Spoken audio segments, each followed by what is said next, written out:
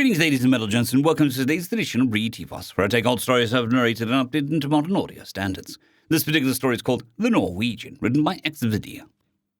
The sun shined over the tropical skies, the capital of Narrated.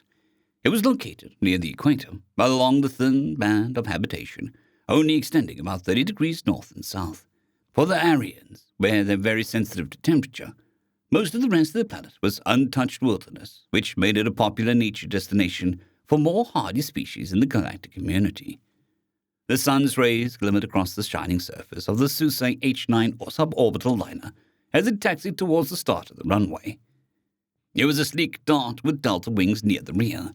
The front half was dotted with windows, with the rear half taken up by fuel tanks, and the humps of the two huge engines that flanked it inside the blended contours of the fuselage. The craft rolled silently along on the electric motors mounted in the landing gear. The ramjets would not be lit until there was time to take off to conserve every possible drop of fuel.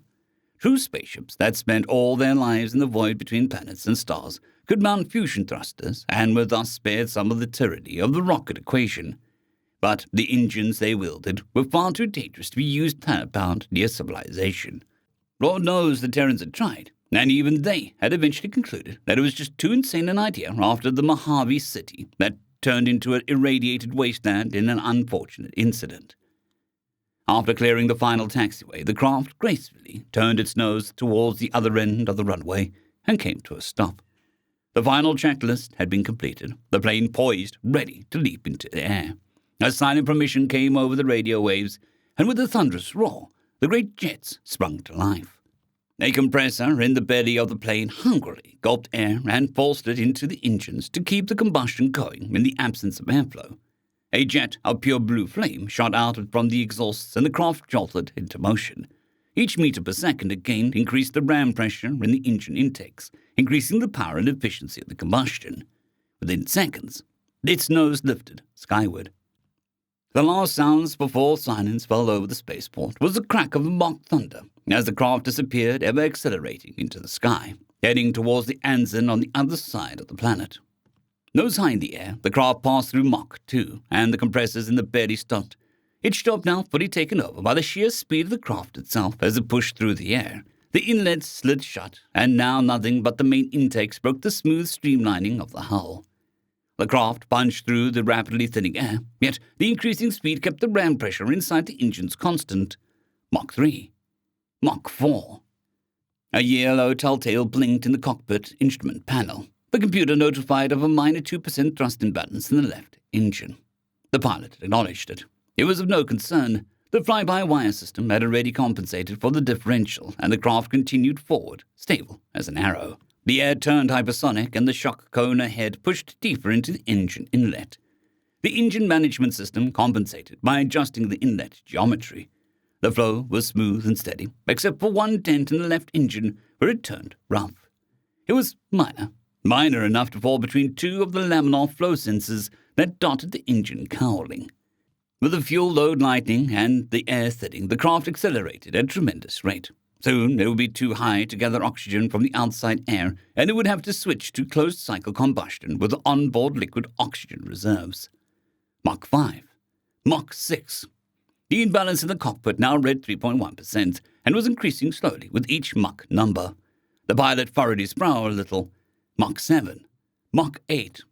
If it increased to 5%, he would have to take action, but it wasn't dangerous until it reached 15%. The pilot never had a chance. The forces of the inlet had precariously balanced between the air pressure, ram speed, and laminar boundary flow. The craft entered into slightly colder and denser air in the jet stream high in the troposphere. The shock cone in the inlet jumped as the pressure wave passed, and the computer was just a slight bit too slow to adjust. The rough patch of turbulence on the analyst suddenly spread into a ring enveloping the entire inlet, and the shock cone of air separated from the laminar flow. In a split second, the entire inlet turned into a virtual wall for the inrushing air. The craft yawed violently left, pushing the stalled intake out of the airstream. With the engine completely starved of airflow, the combustion chamber flooded with hydrogen before the computer could shut the injectors. With a sudden drop in ram pressure, the airflow through the intake normalized in another split second, and the compression-heated wall of air rushed into the combustion chamber. The hydrogen ignited instantly on contact with the superheated air, and the left engine turned itself inside out, with the uncontrolled explosive deflagration streaming behind parts and flame. The craft yawed back, the right engine having lost thrust now, as well as because it got pushed sideways into the airstream. This time the computer had been on top of things, and no fuel was in the combustion chamber once the shock front reattached to the inlet and allowed air to flow through. There was no explosion, but the shock front still reverberated throughout the engine, battering the delicate injectors and sensors. The screens in the cockpit filled with error messages in the angriest shade of red possible as the computer sorted through the fault signals after fault signal in both engines. Flight Aurora 311 had turned into a hypersonic glider 35 kilometers above the surface of the planet, heading rapidly towards the North Polar Cap. Ushul stood in the operations center of Noldor's search and rescue base. Noldor's was the most northern rescue sector on the planet, located at 50 degrees north on the Noldor's Peninsula of the eastern continent. Anywhere north of Noldor's, and you would be on your own. Ushul looked at the pad in his hand. It showed the passenger manifest of Flight Aurora 311. 63 Aranes, 8 Quans, 3 Volpa, and a human. Ushul cocked his head. That was unusual. The humans were newcomers to the galactic community, and he had never seen one yet.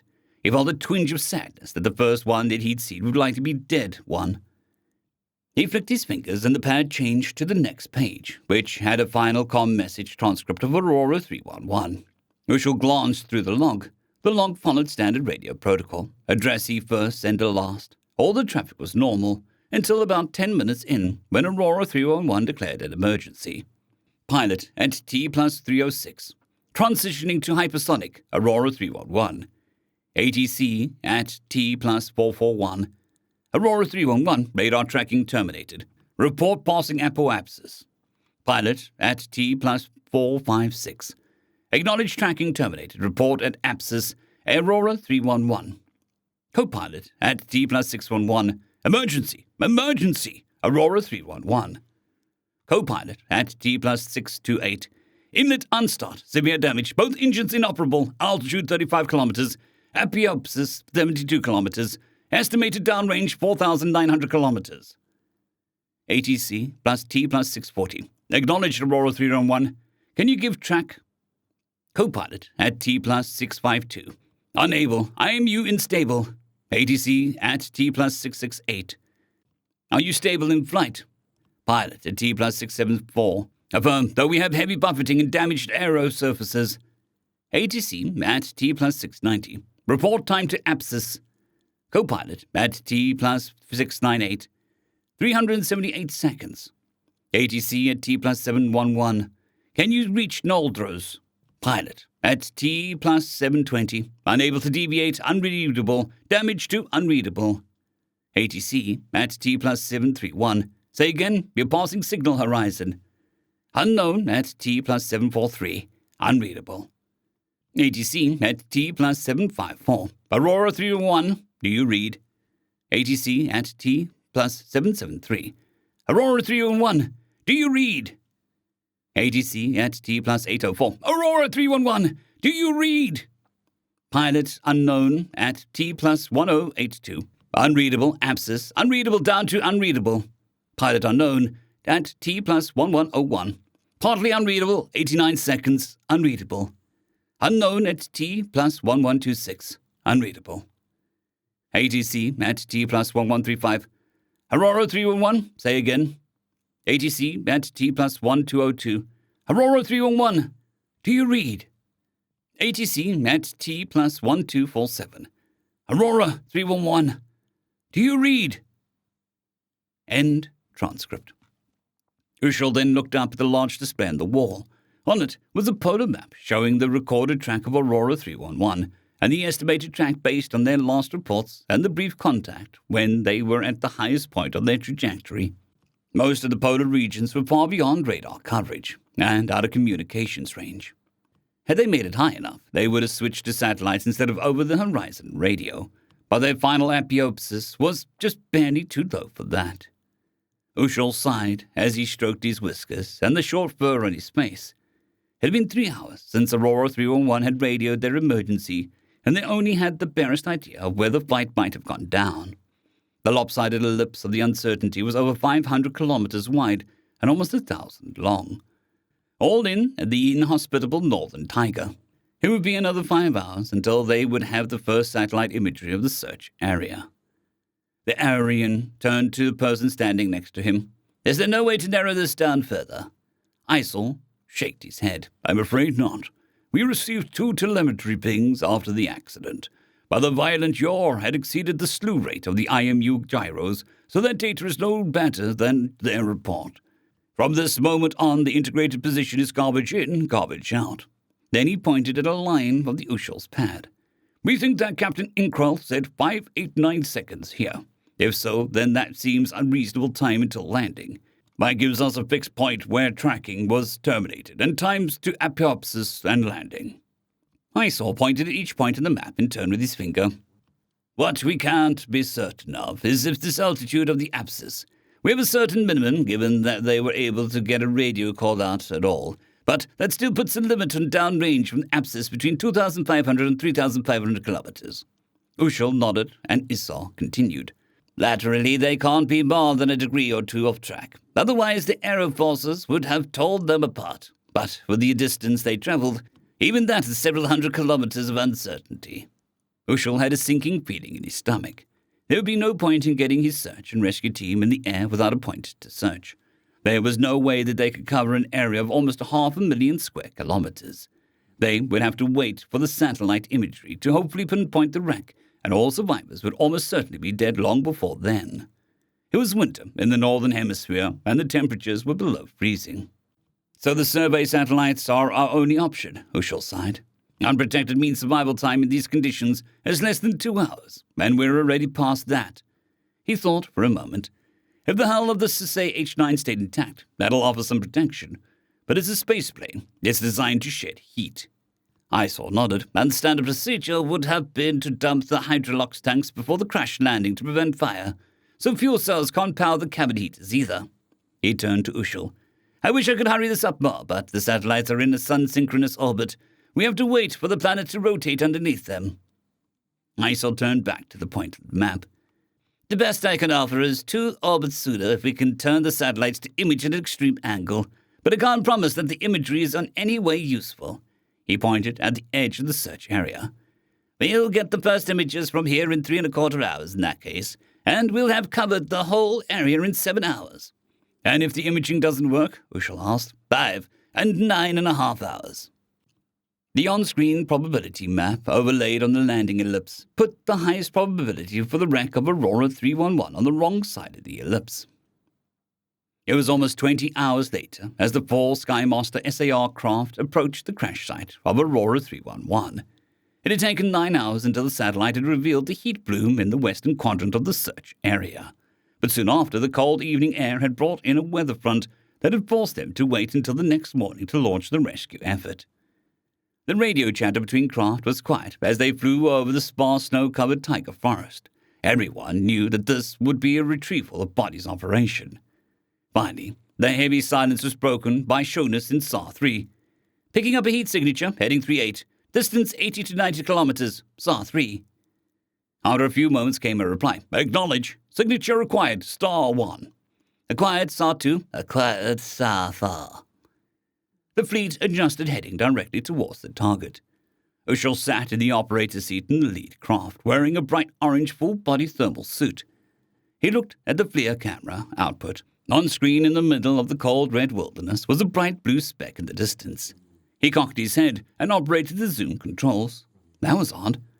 The radio in his headset crackled to life. "SAR 1, SAR 2, are you seeing what we're seeing?" Ushel regarded the image on the screen. That was very odd. The thermal hotspots were showing several hundred degrees. He keyed up his radio transmitter. "SAR 2, you mean that the craft appears to be still on fire? We can't explain that either, SAR 1. Standard procedure in the event of a crash landing was to vent the hydrogen and oxygen tanks. There should have not been anything left on the craft that could burn like this. And even if they hadn't vented the tanks for whatever reason, there was no way that they would have remained burning for this long. After a few moments, Shonas in SAR 3 piped up. "Could it be the forest on fire?" SAR 3. As they got closer, the FLIR camera could see more details, but it only deepened the mystery. Saw 3, don't think so. Doesn't look like it. Saw 2. With the fuselage becoming distinct, they could see that the fire hotspots were underneath the fuselage, but otherwise the fuselage seemed to be at least mostly intact. However, the top of it was almost as cold as the surrounding snow banks, as if it was buried in the snow somehow. In the distance, they could see a column of dark smoke. In a few minutes, they got close enough to switch to the visual cameras, and Ushul did so. The fuselage indeed seemed to be buried in the snow, but only over the passenger cabin. The wings and the back end were free of snow, apart from light dusting from the last night's snow floor. The smoke was billowing from underneath the fuselage, and occasionally red and yellow flames could be seen licking the sides of the plane, near the end of the passenger cabin. The white fuselage was stained black with soot. Hydrogen burned with clear blue flame, and left no carbon behind when burned. It, after all, turned into steam when burned, H2O. This made no sense. Ushul stroked his spur, deep in thought. As they got closer, Ushul could see that someone had dug a trench alongside the plane, and there was a pile of snow blocking off where the door should have been. Footprints dotted the ground around the plane, even reaching the nearby grove of trees. A few minutes later, the fleet of rescue craft were circling the site. Their large ducted fans turned into hover mode. Ushul was looking in turn at his monitor and out the window as they surveyed the site, when suddenly he spotted motion. A form shambled up from the trench with some difficulty. It almost looked like a ball had been given arms and legs. The figure waved at the craft. Ushul keyed the intercom. "Laddie, rock the craft." The pilot did as she was instructed, and the large Skymaster lazily banked left, then right a few times. The figure on the ground waved both hands and then stood there looking up. Ushul pinged the 2 spots on the map on his terminal and keyed in his radio. "Saw 2, Saw 3, land here. Saw 4, continue circling and can document everything." He then switched back to intercom. "Laddie, put us down here." He pinged a 3rd spot on the map. Laddie swung the Skymaster around and started bringing it down on the designated spot, about 100 meters from the downed spaceplane. She extended the landing gear, although she wasn't sure how the snow would carry them. As she lowered down, a miniature blizzard whirled around them as the fans kicked up loose snow. Although she lost sight of the ground, she continued descending using the ground prox radar scan in her helmet visor. 1 meter, half meter, 0, minus 0.10, 0.20. The expected ground touch light never came as the snow gave little resistance to the landing gear. Minus 30, minus 40. Laddie finally felt resistance as the belly of the Skymaster touched the snowbank. Vertical speed dropped to 0 as she experimentally reduced the lifting power.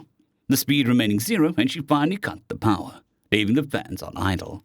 The Skymaster shifted a little as it settled, but remained stable on the snow.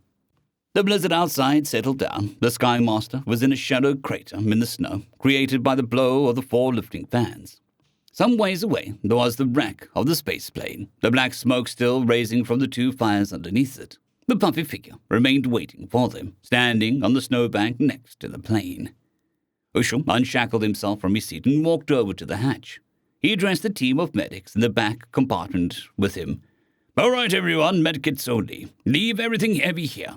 We need to ascertain the situation first. We seem to have at least one survivor who is mobile." Ushul pulled up the mask of his thermal suit over his mouth and hood over his head, covering his large ears. "It's 10 degrees below freezing. Keep your thermal suits at max. Let's go." He pulled the door handle, and the hatch swung open. It was supposed to form a ramp, but given that the Skymaster had sunk down to its belly on the snow, it simply flopped onto the ground. Even with the thermal suit, Ushul could feel the biting cold immediately on the tiny, unprotected patch of his face around his eyes. Ushul walked over to the edge of the hatch and then gingerly stepped onto the snow. Immediately, he sunk to his shins in it. He felt the cold of it against his insulation. He took another step and again sunk into the snow. Each step required great effort as he and his team slowly waddled their way towards the downed plane. The figure at the plane was also coming to meet them, likewise each step sinking into the snow. As they got closer to each other, Ushul could see why the figure looked so plump. They were wearing what must have been a dozen shirts, all layered on top of each other, and several pairs of pants. On their head they had likewise tied several layers of cloth. The face of the creature was reddish-pink and appeared to be bare, furred skin, except for a patch of coarse fibrous fur lining their chin.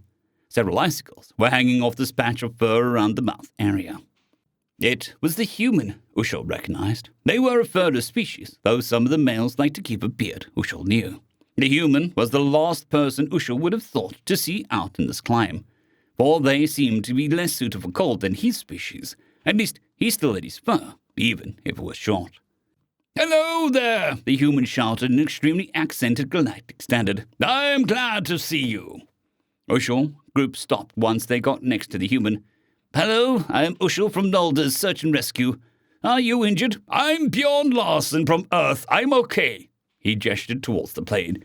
"But we have several injured. I did my best to gather some wood and made some fires to try and keep the plane from getting too cold. But we need to hurry." Ushul nodded and grabbed his radio microphone. "Saw 2, Saw 3, the wreck is safe. Take off and land closer, 50 meters away if you can. We have survivors. I say again, we have survivors. Prepare for evacuations. Saw 4, land as well. Ushul out." The human had turned and was waddling back towards the plane as the Saw medics followed. I must notice that he seemed to be limping on his right side. "Are you sure you're okay? You seem to be limping." The human stopped and glanced at his leg, then glanced at behind him. "Oh, it's nothing. Just banged my shin a little in the crash. Just smarts."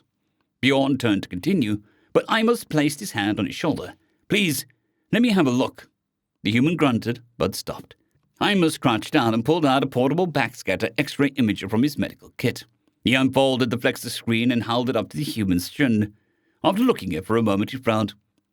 "You appear to have a fair-line fracture on your thinner shin bone. How much have you been walking on it?" It's nothing, just where I have to." The human brushed it off and continued to follow Ushul and the rest of the team towards the crashed plane. Amos quickly folded the imager back into his pack, and exasperated rushed after the human. "At least let me give you something for the pain until we've got you to safety. What's your medicine classification?" The human barely slowed down. "Class 5B-2, analgesics."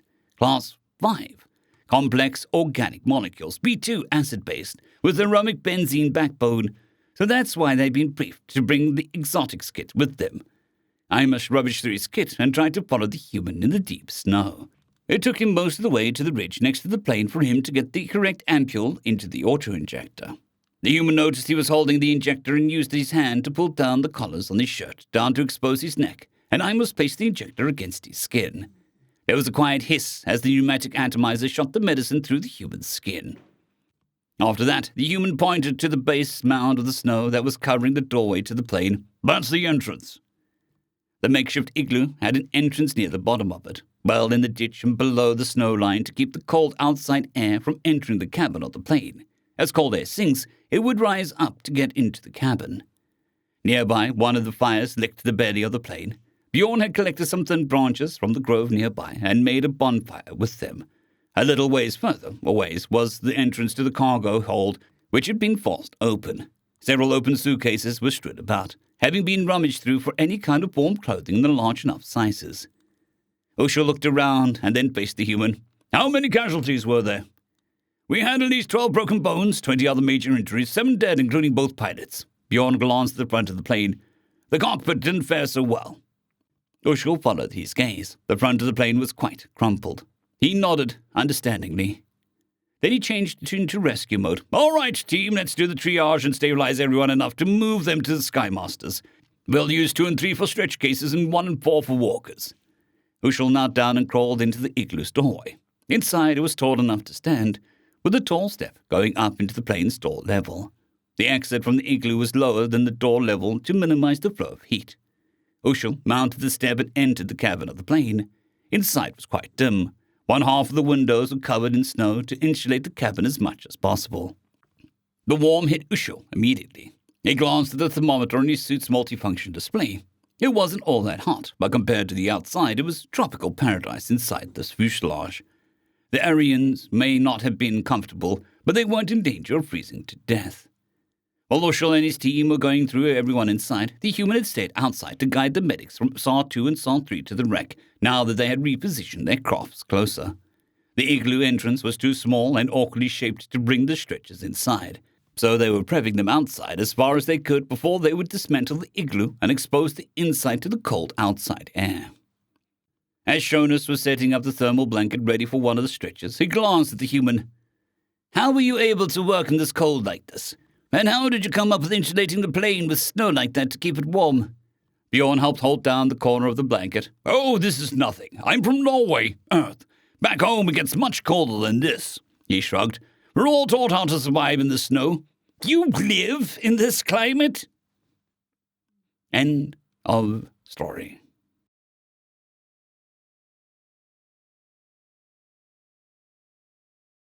I'd greatly like to thank our Tier 5 channel members, Casper Arnholt, John Creighton, Manatharia, 050, Dragzoon WRE, and Elijah Silvercross.